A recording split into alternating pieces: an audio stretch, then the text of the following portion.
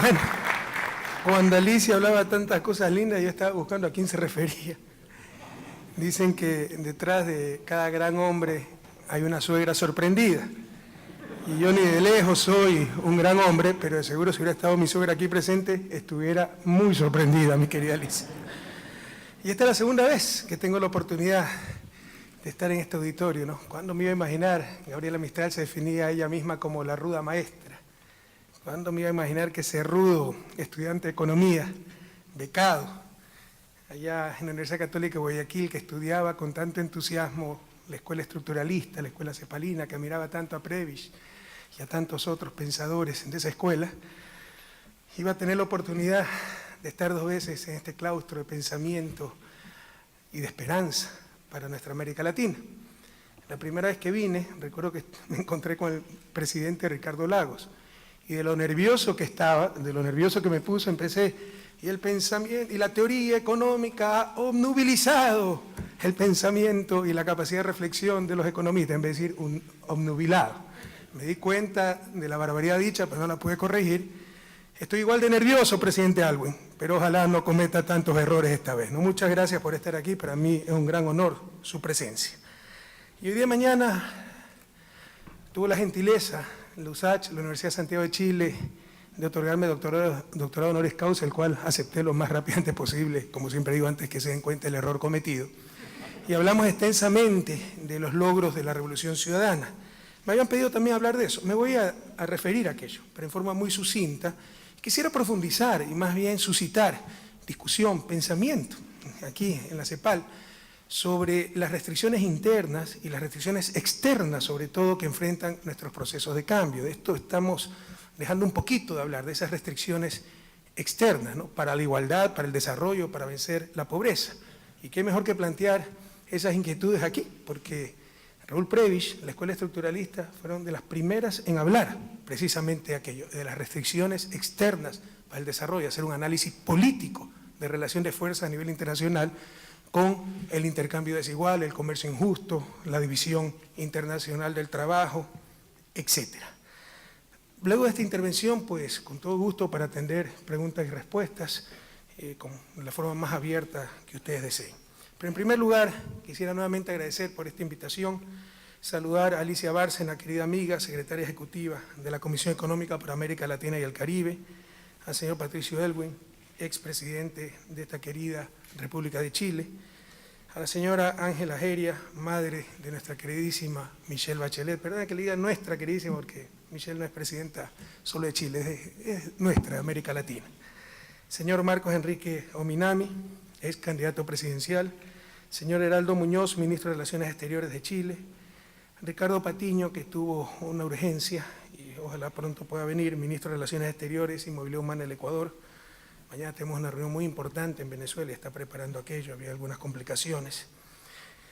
Un abrazo a las señoras y señores ministros, asambleístas y miembros de la comitiva oficial del Ecuador, al señor Gabriel Asensio, embajador de Chile en Ecuador, al señor Francisco Borja, embajador de Chile en Ecuador, embajador de Ecuador en Chile, autoridades nacionales de Chile, cuerpo diplomático acreditado en Chile, señor Nuncio Apostólico, y señores representantes de la Fundación Clodomiro Almeida Medina, Fundación Salvador Allende, Universidad Académica de Humanismo Cristiano, Centro de Formación, Memoria y Futuro y Radio Universidad de Chile, copatrocinadores de esta conferencia de invitación.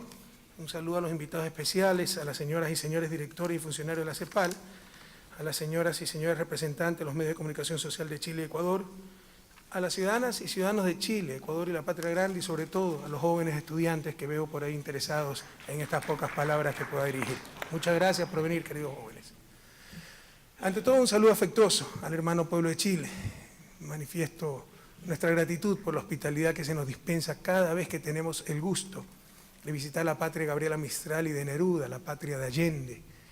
Mi más cálido agradecimiento a la Fundación Salvador Allende, a la Fundación Clodomiro Almeida, a la Universidad Académica de Humanismo Cristiano, Centro de Formación, Memoria y Futuro y Radio Universidad de Chile, por esta invitación que la aceptamos gustoso. Cualquier pretexto es bueno para visitar nuevamente este querido Chile y, por supuesto, no solo es un pretexto, sino una gran honra poder dirigirme a ustedes.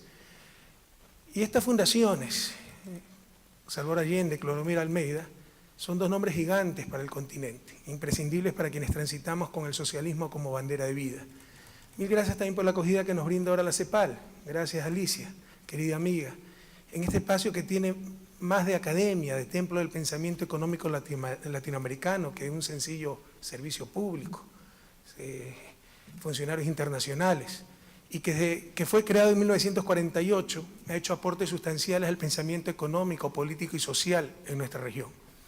Aportes que se han fortalecido en los últimos años, enhorabuena, porque durante las décadas nefastas de dominio de esa ideología disfrazada de ciencia, como es el neoliberalismo, inclusive renunciamos al pensamiento propio. Nos dejamos imponer hasta la agenda académica, los temas de reflexión, el pensamiento mismo, al adoptar de manera acrítica y hasta entusiasta, por ejemplo, las recetas del llamado consenso de Washington. Supuesto consenso, entre comillas, en el que para vergüenza de nuestra América, la región donde más profundamente se aplicaron dichas recetas, no participó ningún país latinoamericano y le llamaban consenso. ¿Consenso entre quiénes? Pero estamos ahora en un nuevo tiempo en nuestra América. Hemos logrado sacudirnos del dominio de los tecnócratas obsecuentes, de la ciega ortodoxia que nos llevó a tocar fondo. Y ahora nos atrevemos de nuevo a pensar, a generar nuestra propia agenda académica, a tener de nuevo un pensamiento económico-político nuestro, un pensamiento económico-político latinoamericano. He venido justamente a exponer en este importante espacio la experiencia de un pequeño país como Ecuador, sus avances en los campos de la democracia y el desarrollo integral, pero también las restricciones internas y los límites que encuentran nuestros procesos en un orden mundial tremendamente injusto, donde todo está en función del capital y los países hegemónicos. Sobre los logros que ha obtenido Ecuador en los últimos años, permítame citar el Índice de Desarrollo Humano de las Naciones Unidas 2012, que hace un análisis para el periodo 2007-2012 coincidente con nuestro periodo de gobierno. Yo empecé en la presidencia en el 2007. Y entre 186 países, Ecuador es uno de los 3 países que más escaló posiciones en la clasificación mundial de desarrollo humano, pasando del grupo de desarrollo humano medio a desarrollo humano alto. Escalamos más de 10 puestos en la clasificación mundial. Como decía Alicia, la pobreza en América Latina no es fruto de la escasez de recursos, sino de la inequidad. Y qué bueno que CEPAL esté trabajando mucho sobre inequidad y, por supuesto, equidad, porque es la causa de la pobreza en nuestra América. Hay suficientes recursos para superar la pobreza, pero con los niveles de inequidad que tenemos, existe todavía pobreza generalizada. Pero esta inequidad, a su vez, es consecuencia de las perversas relaciones de poder, donde pocos dominan todo.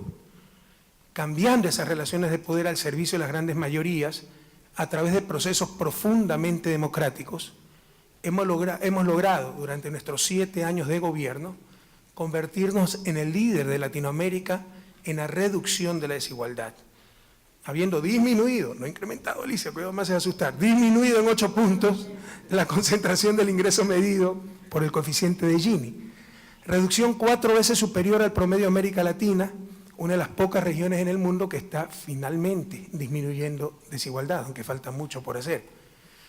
También somos de los 3 países latinoamericanos que más reducen pobreza. En el periodo 2006-2013, la pobreza ha caído de 37.6% a 25.6%, valores todavía intolerables. Y la extrema pobreza, por primera vez en la historia del país, se ubica en menos de 2 dígitos, al haber descendido de 19.9% a 8.6%.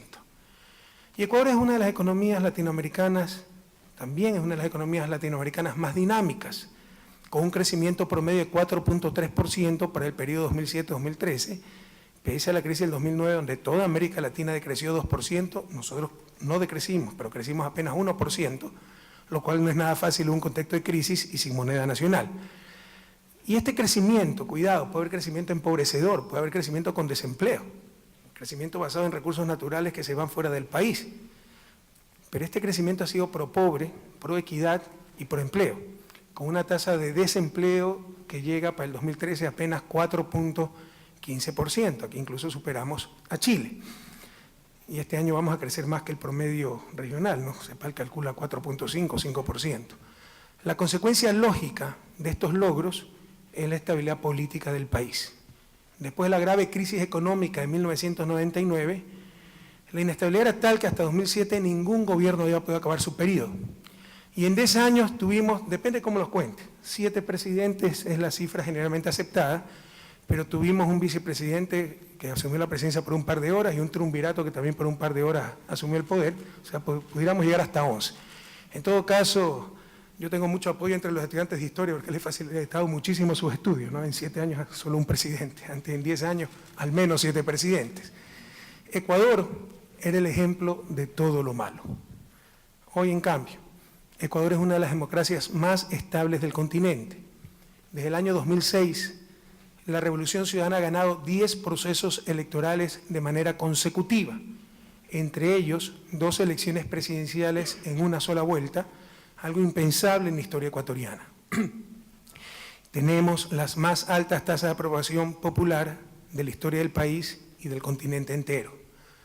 Como ustedes ven, se ha consolidado enormemente la democracia formal, pero también la democracia real, aquella de acceso a derechos, igualdad de oportunidades, condiciones dignas de vida. Este es el llamado milagro ecuatoriano, como lo tituló una revista colombiana.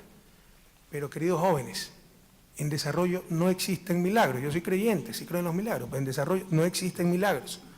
Los impresionantes cambios ocurridos son consecuencia básicamente del cambio en las relaciones de poder. Ahora en Ecuador manda el pueblo ecuatoriano.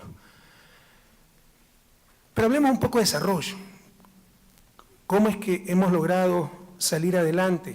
Hemos dicho, manda el pueblo ecuatoriano, implica el cambio en las relaciones de poder. Dicen que Cristóbal Colón fue el primer economista, ya que cuando partió no sabía dónde iba, cuando llegó no sabía dónde estaba. Y todo fue pagado por el gobierno, ¿no? En todo caso, si él mismo hubiera sido economista, o si un economista hubiese venido con él, y en ese tiempo no había economista, por eso la vida era más tranquila, habría concluido que lo que hoy llamamos América Latina se iba a desarrollar más exitosamente que América del Norte. Mientras que en ambas regiones abundaban recursos naturales, en la primera tenía más recursos naturales, o al menos igual cantidad, pero ya existían sociedades bastante consolidadas, civilizaciones como los incas, mayas, aztecas, y con importantes adelantos tecnológicos, en tanto que en Norteamérica contaba con sociedades seminómadas, con bajos niveles tecnológicos y organización social. Este es uno de los grandes enigmas del desarrollo. Y las respuestas son múltiples y complejas, pero sin duda, una de esas respuestas es la clase de élites que dominaron y dominan aún a nuestra América. Aunque en forma tardía, insuficiente, alguna vez equivocada y con claro sesgo ideológico, un interesante análisis del efecto del dominio de las élites y las instituciones que crean en función de su propio beneficio lo realizan Acemoglu, profesor del MIT, y Robinson, profesor de Harvard, en su libro ¿Por qué fracasan los países? De una forma más elegante, entre comillas, es decir, con análisis econométrico multivariable, y para el caso de Estados Unidos, Martin Gillens de Princeton University y Benjamin Page de Northwestern University, en su investigación Testing Theories of American Politics, Elite Interest Groups and Average Citizens, demuestran que quienes gobiernan no son las grandes mayorías, sino las élites económicas. Tal vez a estos ilustres investigadores les hubiera bastado leer al protoeconomista francés, en ese tiempo no había economía como ciencia, al protoeconomista francés liberal para más señas, Frédéric Bastiat, que hace casi 2 siglos ya aseveraba, cito, cuando el saqueo se convierte en un modo de vida para un grupo de hombres viviendo juntos en sociedad, estos crean para sí mismos un sistema legal que lo autoriza y un código moral que lo glorifica, cierro cita. Queridos jóvenes, el desarrollo es básicamente un problema político. El problema fundamental es quién manda en una sociedad. Las élites o las grandes mayorías, el capital o los seres humanos, el mercado o la sociedad. El más grave daño que se le ha hecho a la economía es quitarle su naturaleza original de economía política. Nos han hecho creer que todo es un asunto técnico y al hacer abstracción de las relaciones de poder dentro de una sociedad, nos han vuelto funcionales a los poderes dominantes. Parafraseando a ese gran economista John Kenneth Galbraith, el economista que no toma en cuenta las cuestiones de poder es un completo inútil. América Latina ha estado históricamente dominada por élites que excluyeron de los beneficios del progreso a las grandes mayorías e incluso con sus actitudes rentistas impidieron un mayor progreso para ellas mismas. Hoy, a nivel mundial, estamos dominados, en cambio, por los intereses del gran capital, lo que yo llamo el imperio del capital, especialmente el financiero. Eso es lo que también está en la raíz de la crisis mundial. Todo está en función del capital. Con la complicidad de la supuesta ciencia económica y de las burocracias financieras internacionales, nos disfrazan ideología como ciencia y ya ni siquiera es economía neoclásica, sino realmente una economía teoclásica. Se repiten las mismas recetas caducas de austeridad en contra del ser humano y a favor del capital. Estas políticas se llaman hooverianas, en referencia al presidente norteamericano Herbert Hoover, quien en los inicios de la Gran Depresión norteamericana, de la década final de los 20, inicio de los 30, profundizó la crisis con esta clase de medidas. ¿Por qué no se hace lo obvio? Reactivar la economía, por medio de mecanismos de coordinación social llamado política económica, política monetaria, etc. ¿Por qué se repite lo mismo de lo peor? Porque el problema no es técnico, sino político. Se está defendiendo al capital financiero, no a los ciudadanos. El desarrollo, queridos amigos, requiere muchas condiciones necesarias, pero ninguna en sí misma es suficiente. Existen muchos otros factores, además del político, las relaciones de poder, que determinan el desarrollo de un país.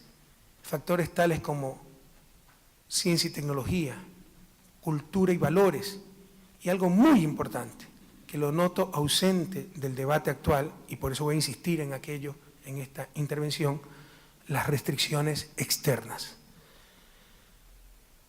El poder puede estar en manos de las grandes mayorías, alcanzarse la mayor equidad, que es lo que impulsa CEPAL, pero tan solo tener miseria para repartir.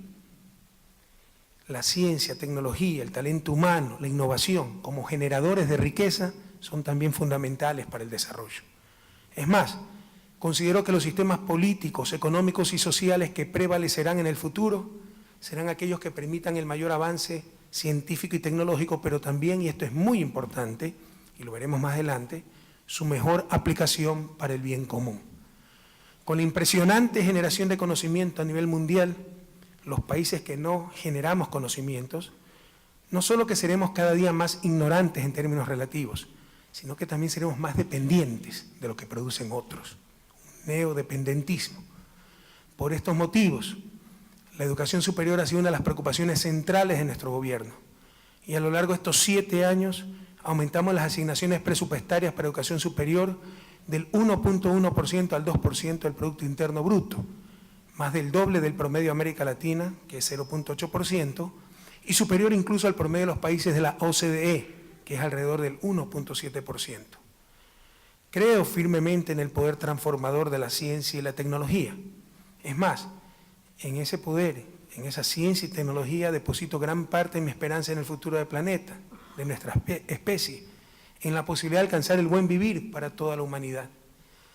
De hace mucho tiempo, considero que cualquier intento de sintetizar en principios y leyes simplistas, llámense estas el materialismo dialéctico o el egoísmo racional, procesos tan complejos como el avance de las sociedades humanas, está condenado al fracaso. Y también estoy convencido de que los adelantos científicos y tecnológicos pueden generar mucho más bienestar y ser mayores motores de cambios sociales que cualquier lucha de clases o la búsqueda del lucro individual.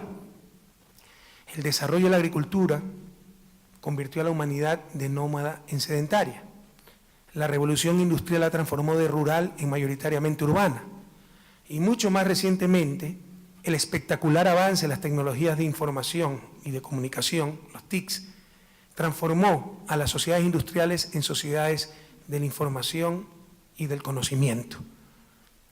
Adelantos técnicos pueden crear mayores cambios sociales que cualquier ideología. Por eso la importancia de la ciencia, tecnología, talento humano e innovación como generadores de riqueza. Pero, nuevamente, el desarrollo implica muchas condiciones necesarias y ninguna en sí misma suficiente. Ese es uno de los errores del libro de Asimov y Robinson. Creen que es suficiente el cambio en las relaciones de poder. Otro factor indudablemente fundamental para el desarrollo es la cultura, el cambio cultural. Y aquí no puedo ser exhaustivo por la escasez de tiempo, voy a ser ilustrativo nada más. Entendiendo como cultura el conjunto de ideas, creencias, visiones y valores transmitidos socialmente. El enfoque cultural para explicar el desarrollo ha sido utilizado por lo menos desde 1905 por Max Weber en su libro La ética protestante y el espíritu del capitalismo. Lo que es claro es que una cultura de la innovación, de saber asumir riesgos, de libertad, pero con responsabilidad y excelencia, superando paternalismos y victimizaciones, propenda al desarrollo y a la misma generación de tecnología e innovación. Toda sociedad y cultura tiene sus valores y antivalores.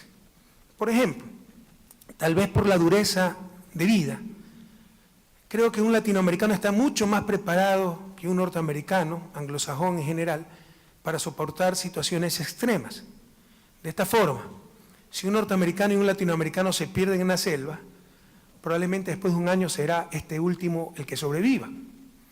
El problema está en que si se pierden en la misma selva, 200 norteamericanos y 200 latinoamericanos, después de un año los primeros, los anglosajones, ya tendrán su escuelita, sus cultivos, sus canchas deportivas, incluso su iglesia. Mientras que los latinoamericanos seguiremos discutiendo quién es el jefe.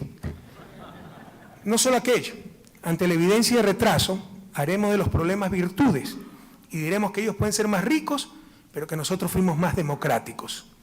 Sin embargo, al primer descuido, muchos irán a vivir al barrio anglosajón.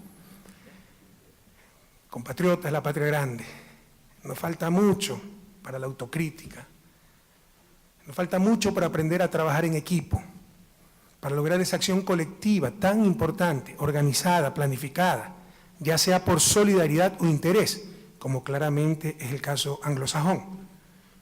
Todavía esa acción colectiva está en ciernes en Latinoamérica, lo cual nos lleva a otra clase de problemas. Por ejemplo, la dificultad de que funcione adecuadamente el Estado de Derecho, el imperio de la ley.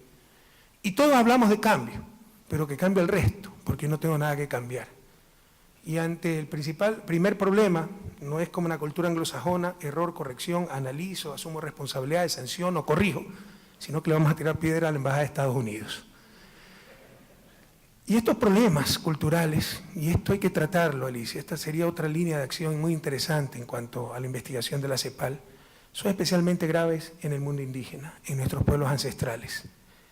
El principal problema de nuestros indígenas en Latinoamérica es la pobreza, frutos de siglos de exclusión. Algo conozco de eso, Alicia mencionó que trabajé un año, viví un año con indígenas. Yo nací a 4 metros sobre el nivel del mar y viví un año a 3.600 metros sobre el nivel del mar, todavía sigue siendo mi mejor posgrado. Indudablemente, los indígenas han sido víctimas de siglos de exclusión, de injusticia, pero por haber sido víctimas no tienen supremacía moral sobre los no victimizados. El haber sido objeto de graves injusticias no hace a nadie ejemplo del buen vivir, no hace a nadie más sabio que el resto. Es más, cayendo en esa soberbia de que como hemos sido víctimas, tenemos todas las respuestas antes de saber las preguntas, somos la referencia, se cometen los mismos errores de los que fueron blancos durante siglos, el etnocentrismo. Finalmente, el haber sido víctimas no les exime de responsabilidad en su situación actual, no justifica la ausencia total de autocrítica. Y esa victimización, y la otra cara de la victimización, que es el paternalismo, ha inmovilizado a nuestros pueblos ancestrales. Y lastimosamente, muchas veces esa victimización y paternalismo ha sido exacerbados por cierta izquierda, muchas veces de buena fe, pero también con bastante demagogia. ¿Qué daño ha hecho el paternalismo en América Latina? Hablar no de pobres, sino de empobrecidos, la mitificación del mundo indígena, su eterna victimización, donde todos los males, que los hay y muchos, son siempre culpa de terceros. Lamentablemente, en cuanto a cuestiones culturales para el desarrollo, ciertos antivalores culturales pueden prevalecer como mecanismos de retraso y subdesarrollo. Pero también me voy a referir a algunas restricciones externas, el neodependentismo y neocolonialismo, que tenemos que enfrentar para el desarrollo y del cual no se habla mucho, pareciera que no existiera. Hemos hablado hasta ahora de factores internos y de la necesidad de cambios en la correlación de fuerzas domésticas, si es que queremos construir sociedades más justas, cambio cultural, talento humano, ciencia, tecnología e innovación. Sin embargo, resulta igual de importante los efectos producidos por asimetrías globales. La geopolítica mundial condiciona el cambio estructural de los países en vías de desarrollo, que se constituyen en verdaderas restricciones externas para alcanzar nuestro buen vivir.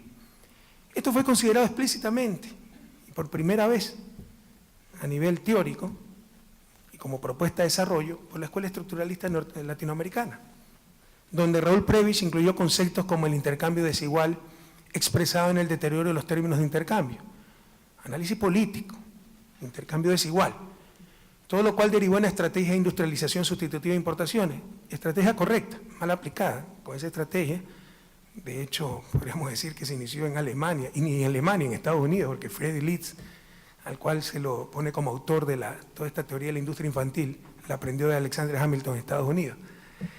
Estrategia correcta, mal aplicada, con eso se han desarrollado Alemania, Japón, la mayoría de países hoy industrializados. Fue la primera vez que se realiza ese análisis político y de restricciones externas. Pero hoy continúan esas restricciones externas. Hoy existe una nueva e injusta división internacional del trabajo. Y qué bueno que sería que CEPAL profundizara en aquellos tópicos. Si antes los países subdesarrollados producíamos materias primas y los países hegemónicos bienes industriales de alto valor agregado, ahora esta división se expresa a través de países desarrollados que generan conocimiento, que privatizan, y los países pobres generando bienes ambientales de libre acceso. Un bien público es el que no tiene capacidad técnica de exclusión y no tiene rivalidad en el consumo. Puedo acceder a ese bien y que yo lo utilice, ver un paisaje, yo lo puedo ver y ustedes también lo pueden ver. No hay rivalidad en el consumo, no impide que el otro lo disfrute. Que yo disfrute ese bien impide que el otro lo disfrute. El conocimiento en general es un bien público. Es decir, técnicamente hablando, es muy difícil la exclusión. Lo más fácil es copiar un software. No se lo copia, ¿por qué? Porque está patentado. Barreras institucionales, hay que pagar regalías. Y uno puede ser sancionado. Barreras institucionales. Por otro lado, si yo utilizo el software, no impido que alguien más lo utilice, lo disfrute. Es decir, no hay rivalidad en el consumo. Privatizar un bien público, llámese conocimiento, lo que fuera, a través de medidas institucionales como las patentes en este caso, es perjudicial, es ineficiente socialmente hablando. Porque si no hay rivalidad en el consumo, mientras mayor cantidad de gente disfrute de ese bien ya creado, es decir, no se necesita costo adicional para que alguien más se beneficie del bien, mientras más gente lo disfrute, mayor será el bienestar social. Esta es una de las famosas fallas de mercado y un ejemplo dramático de la privatización del conocimiento y la exclusión forzada es, por ejemplo, el alto costo de ciertas medicinas, que puede ser la diferencia entre la vida y la muerte. Y ese principio aparentemente pragmático de la privatización del conocimiento, supuestamente para incentivos que se genere, para que se genere más conocimiento, además de su ineficiencia social, no es otra cosa que el sometimiento de los seres humanos al capital. Hay maneras más eficientes de incentivar la producción de conocimiento que privatizarlo. Una alternativa, por ejemplo, es una mayor participación de la academia y del mismo sector público. Otra alternativa es que el Estado compense la creación del conocimiento de firmas privadas con fines de lucro. Se le repone su inversión, se le da una justa ganancia y de ahí poner ese bien, en mi ejemplo de medicina, en el ejemplo de software, al servicio de la mayor cantidad de personas. Y eso es mucho más eficiente socialmente hablando. El gran problema de todas estas alternativas es que contradicen los fundamentalismos ideológicos y el imperio del capital. Pero mientras que son principalmente los países ricos los que producen conocimiento, ciencia, tecnología, he puesto como 10 vasos, está bien.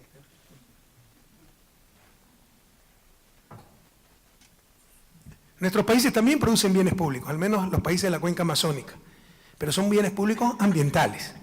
Pero en este caso, por todo el aire puro que genera la selva amazónica, pulmón del planeta sin el cual la vida humana sufriría un grave deterioro, los países de la cuenca amazónica no recibimos ninguna compensación, mientras que a su vez los mayores contaminadores globales no pagan absolutamente nada por consumir nuestros bienes ambientales. Y se cree algunas veces que la producción, la generación de bienes ambientales no tiene costo. La realidad es que esa generación puede ser muy costosa.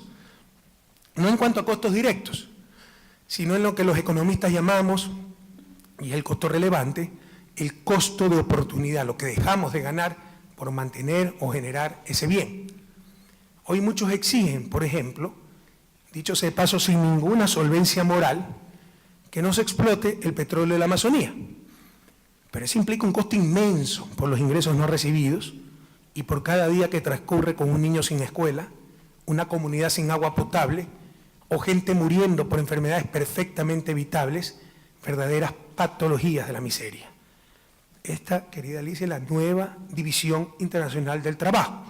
Y queridos jóvenes, también es un problema político de relaciones de poder a nivel internacional.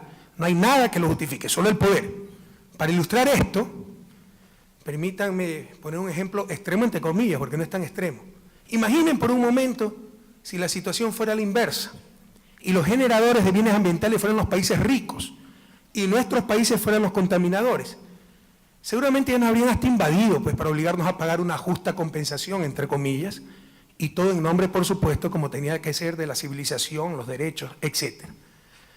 Solo compensando los bienes ambientales habría una redistribución del ingreso sin precedentes a nivel mundial. Pero esto es nuevamente un problema de relación de poder, esta vez a nivel planetario.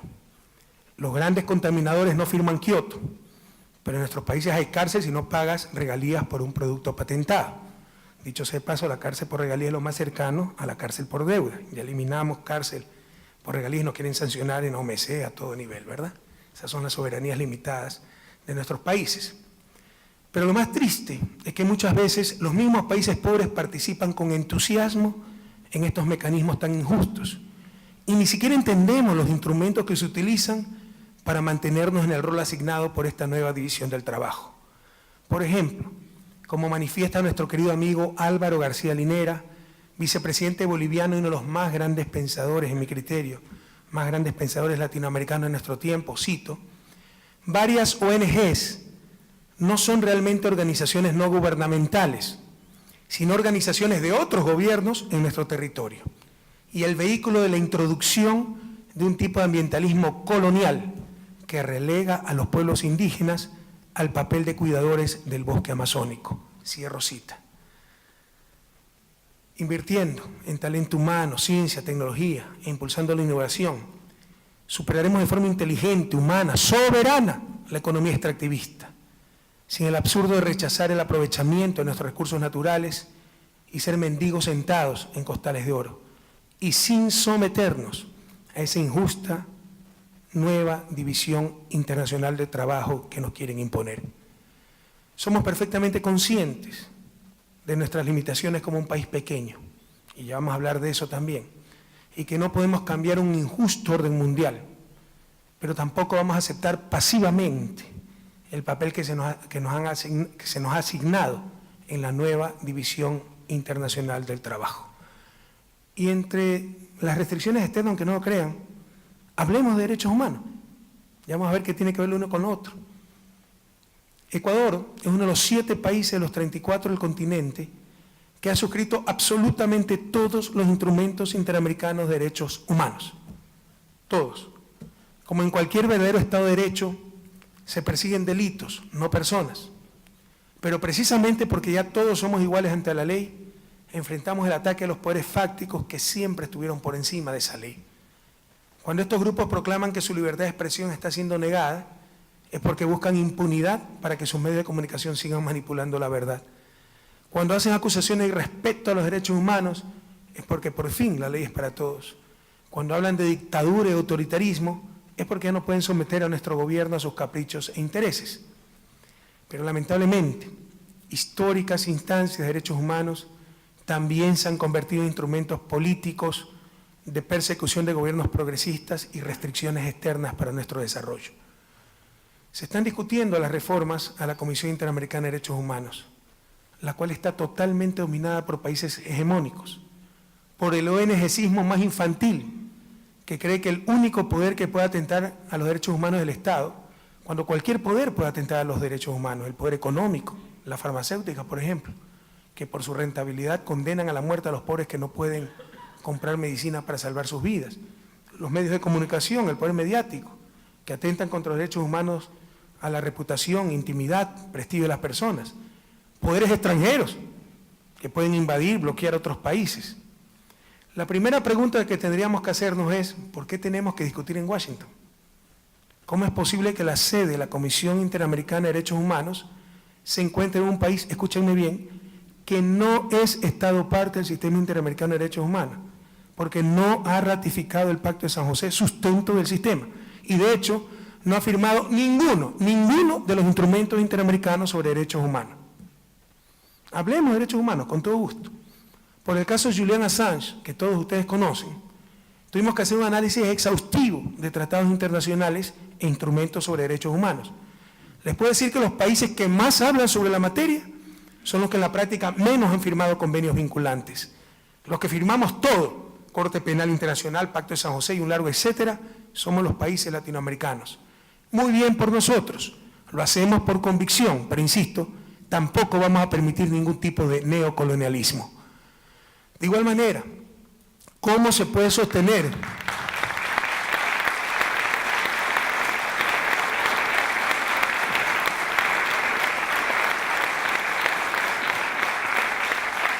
De igual manera, ¿cómo se puede sostener la irracionalidad de que la sede de la Organización de Estados Americanos esté en el país del criminal bloqueo a Cuba? Bloqueo que incumple abiertamente la Carta Interamericana Fundacional de la OEA. Bloqueo que ha sido condenado nada menos que 21 veces por las Naciones Unidas. La última condena de octubre de 2013, con el respaldo de 188 de los 193 países miembros de la ONU. El bloqueo constituye sin lugar a dudas el mayor atropello al derecho internacional, al derecho interamericano y a los derechos humanos en nuestro continente. Cabría preguntarse también para qué sirve la OEA si ni siquiera se pronuncia sobre problemas tan cruciales como el de las Islas Malvinas, islas tomadas por la fuerza argentina del siglo XIX, colonia británica al frente de las costas latinoamericanas y a más de 11.000 kilómetros de Londres. Segunda pregunta, ¿cómo es posible que la Comisión Interamericana de Derechos Humanos se financie casi en su totalidad por los países que no la reconocen, que no han ratificado el Pacto de San José? Es decir, no solo que tiene la sede en un país que no es parte del Sistema Interamericano de Derechos Humanos, sino que la financia. También financiada por estados observadores que no son parte de América, países europeos, asiáticos, y por organismos y supuestas fundaciones de cooperación internacional de esos mismos países. Es decir, en buen romance, pagan para controlar a los demás, porque ellos no son parte del sistema o no lo reconocen, entonces no están no se someten a decisiones vinculantes. ¿Hasta cuándo vamos a soportar tanta contradicción? Todos sabemos que el mundo es mundo, aquel que financia impone las condiciones. Ya basta de tanta hipocresía. Todo esto, queridas amigas y amigos, no se trata de una coincidencia, peor aún de ingenuidad, sino que responde a una visión política, de doble moral, que se aplicó y aplica en nuestras regiones por décadas, cuando se nos consideraba el patio trasero de un imperio y no naciones soberanas, pero es una situación intolerable en la América Latina del siglo XXI. Y en esa Comisión Interamericana de Derechos Humanos cuentan con 8 relatorías, pero solo una, a diferencia de las otras 7, cuenta con financiamiento propio e informe propio. Adivinen cuál es. Es la Relatoría para la Libertad de Expresión. Financiamiento que viene básicamente de Estados Unidos, que no reconoce, como hemos mencionado, la Comisión y por lo tanto tampoco reconoce la Relatoría. Y en consecuencia no se somete a sus decisiones. Y también cuenta con financiamiento de la Unión Europea, que no es parte del sistema interamericano. Este financiamiento propio e informe independiente supone la supremacía del derecho a la libertad de expresión sobre otros derechos, como, digamos, el de las personas con discapacidades, porque también hay una relatoría para las personas con discapacidad. No se engañen, sencillamente demuestra la supremacía del capital detrás de las empresas dedicadas a la comunicación. La CIDH lamentablemente se ha convertido tan solo en el eco del mayor poder fáctico mundial, superior incluso al financiero, con el cual se haya frecuentemente hermanado. Me refiero al poder mediático. Es estremecedor, queridos compañeros, pensar en la vulnerabilidad de nuestras sociedades, lo que pensamos de personas que ni conocemos, Probablemente si ustedes leen la prensa ecuatoriana, las cárceles están repletas de opositores políticos tan solo por pensar distinto. Vaya a ser un preso político. Probablemente lo que ustedes pensaban de mí al venir al país, gran parte de las decisiones que tomamos para nuestras familias, para nuestros negocios, lo que opinamos de supuestos hechos de la vida nacional e internacional, depende de lo que nos digan o callen un puñado de medios de comunicación, que además son negocios con fines de lucro. Y por definición, si entra el conflicto del fin de lucro con el derecho a informar, prevalece este primero, por definición, si son negocios. Y aunque este es un problema planetario, en Latinoamérica, dado los monopolios de medios, su propiedad familiar, sus serias deficiencias éticas y profesionales y su descarado involucramiento en política, el problema es mucho más serio. Y es uno de los temas que más me cuesta sintetizar, porque pocas veces he visto tantas contradicciones en defensa de intereses, pero con envolturas tan bellas como el nombre de libertad. Han tenido la habilidad de identificar sus negocios dedicados a la comunicación con libertad de expresión. Y nos quieren convencer que si criticamos estos negocios, estamos en contra de la libertad de expresión. Esto es tan absurdo como decir que si criticamos al presidente, estamos en contra de la democracia. Lamentablemente todavía hay mucha gente que compra este discurso.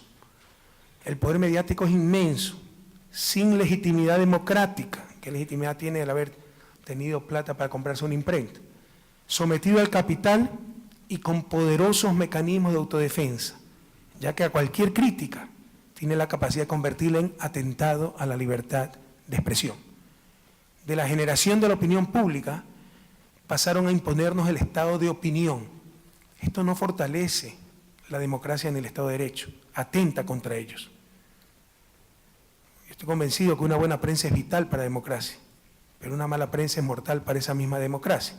Por ejemplo, cuando la defensa o acusaciones se hacen en los titulares y no en los tribunales.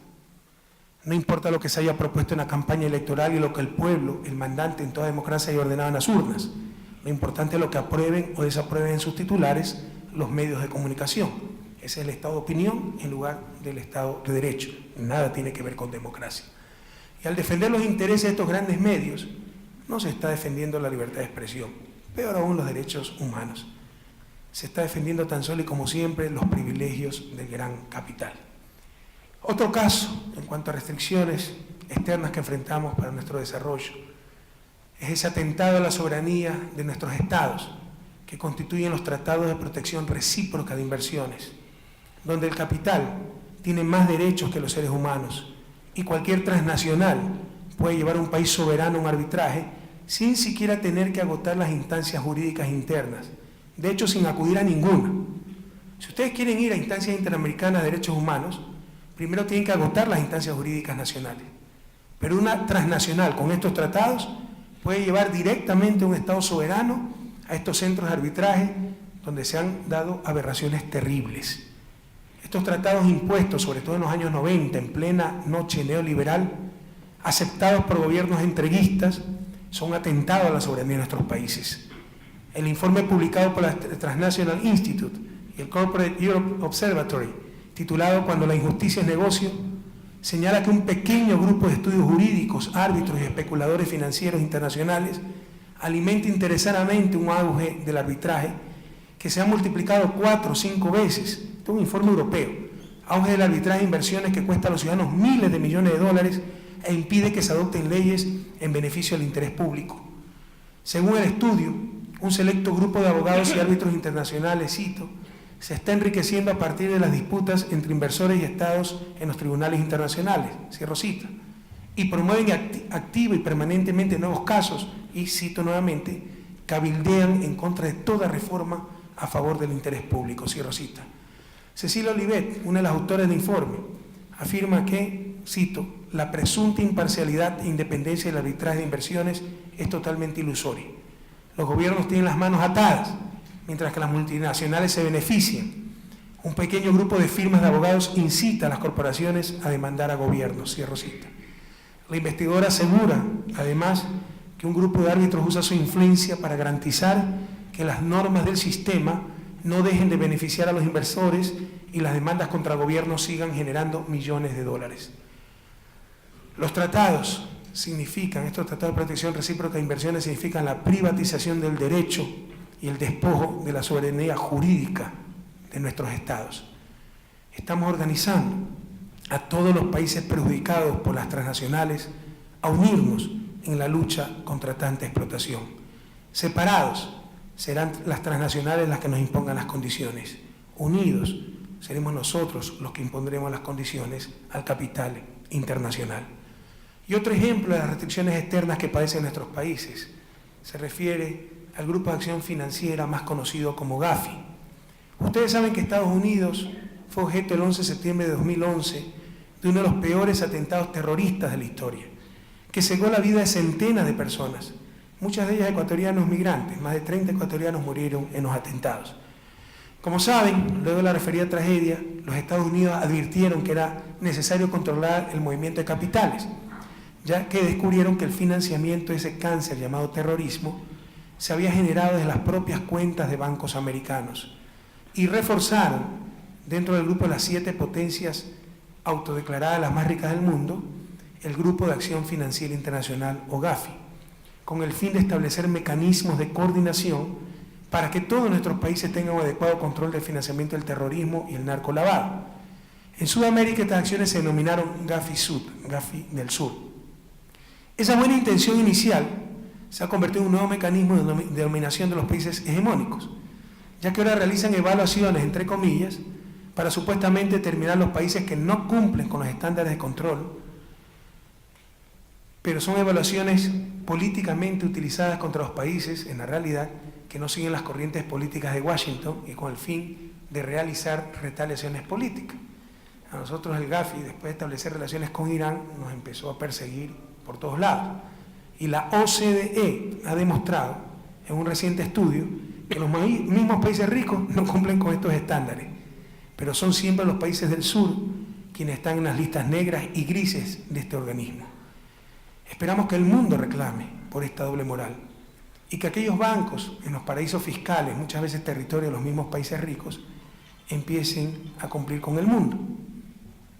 Además, ya es hora de crear mecanismos, todos estamos de acuerdo, controlar financiamiento al terrorismo, narcolavado, etc.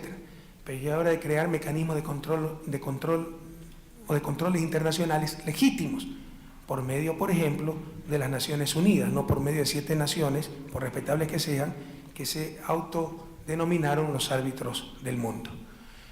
Y quizás el ejemplo más emblemático de dobles estándares internacionales, fruto de la simetría de la que son víctimas nuestros países, sea el caso Chevron Texaco, multinacional petrolera que destruyó la selva ecuatoriana y que después de 20 años de litigio fue condenada por tribunales ecuatorianos en un juicio puesto por las comunidades amazónicas, es decir, un juicio entre privados.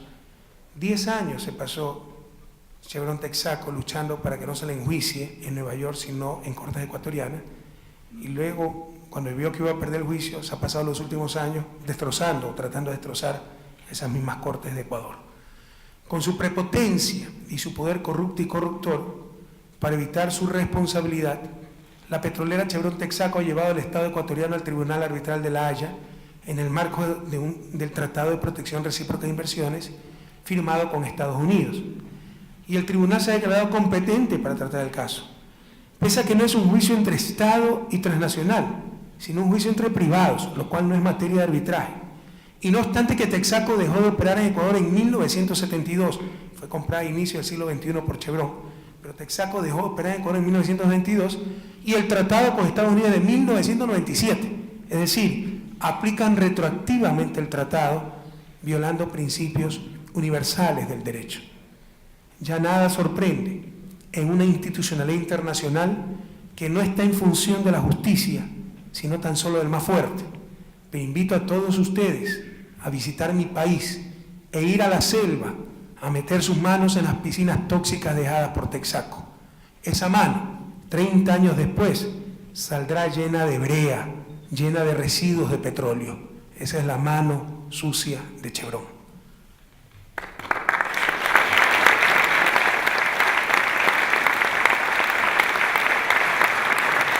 Queridos jóvenes, queridos amigos, el orden mundial no es solo injusto, es inmoral. Todo está orientado a servir a los intereses de los más poderosos. Y abundan los dobles estándares. Los bienes públicos globales, producidos por los países pobres, tales como los bienes ambientales, deben ser gratuitos, mientras que los bienes públicos producidos por los países hegemónicos deben ser pagados. Nada justifica eso. Hagan las contorsiones que quieran, al final del día es solo una cuestión de poder. Y se los hace pagar por medio de imposiciones de barreras institucionales como las patentes.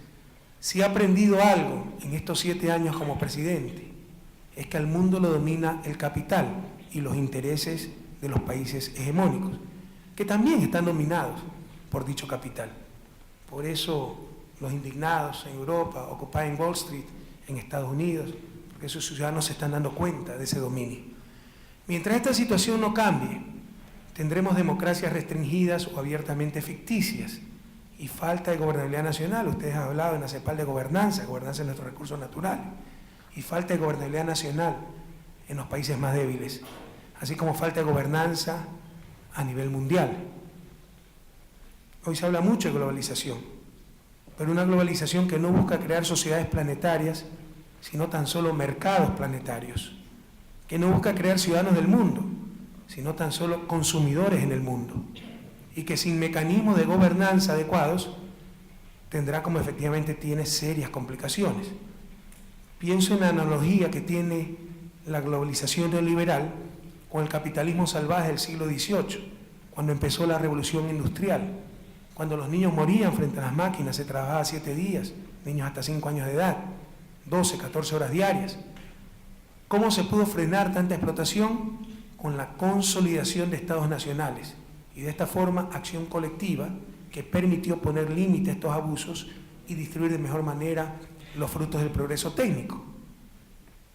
Esa acción colectiva a nivel mundial en la globalización neoliberal no existe y se están dando excesos similares cuando para poder competir en los mercados globales, por ejemplo, se precariza la fuerza laboral, la clase trabajadora de los países más pobres. Esto se agrava con graves contradicciones. Por ejemplo, cada vez se potencia más la movilidad de mercancías, de capitales, pero se criminaliza la principal de las movilidades, la movilidad humana. Si la movilidad de capitales, mercancías, se basa en la teoría del mercado, que mientras mayor movilidad de recursos, más eficiente es el mercado, deberían permitir también la movilidad humana, pero aquello se impide, es una de las tantas inconsecuencias de la globalización neoliberal. Porque todo está en función tan solo del más fuerte, y las relaciones de poder a nivel internacional son tremendamente injustas. Y por eso considero que el gran desafío de la humanidad en el siglo XXI, que permitirá la superación de la pobreza, la superación de la crisis que enfrenta el mundo, el desarrollo para los países pobres, es una lucha política que empieza por liberar a las grandes mayorías del dominio de las élites, lograr la supremacía de los seres humanos sobre el capital, de la sociedad humana sobre el mercado y de nuestras naciones sobre los intereses de países hegemónicos y del capital transnacional. En esto último, la única forma de resistir y liberarnos del imperio del capital es con la integración. Como mencioné, separados será ese capital transnacional que nos imponga las condiciones. Unidos serán nuestros pueblos los que impongan las condiciones al capital. La patria grande, compañeros, ya no es solo un sueño de nuestros libertadores, sino la mejor y tal vez única manera de obtener nuestra segunda y definitiva independencia. ¡Qué proféticas!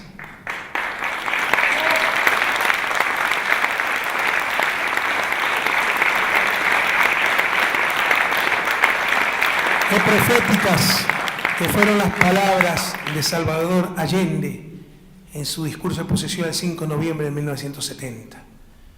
Fuimos colonia en la civilización agrario-mercantil. Somos apenas naciones neocoloniales en la civilización urbano-industrial. Y en la nueva civilización que emerge, amenaza con continuar nuestra dependencia. Compatriotas de la patria grande, las restricciones externas también son fundamentales para el desarrollo y está uno de los grandes desafíos, con la integración, obtener nuestra segunda y definitiva independencia. Muchísimas gracias.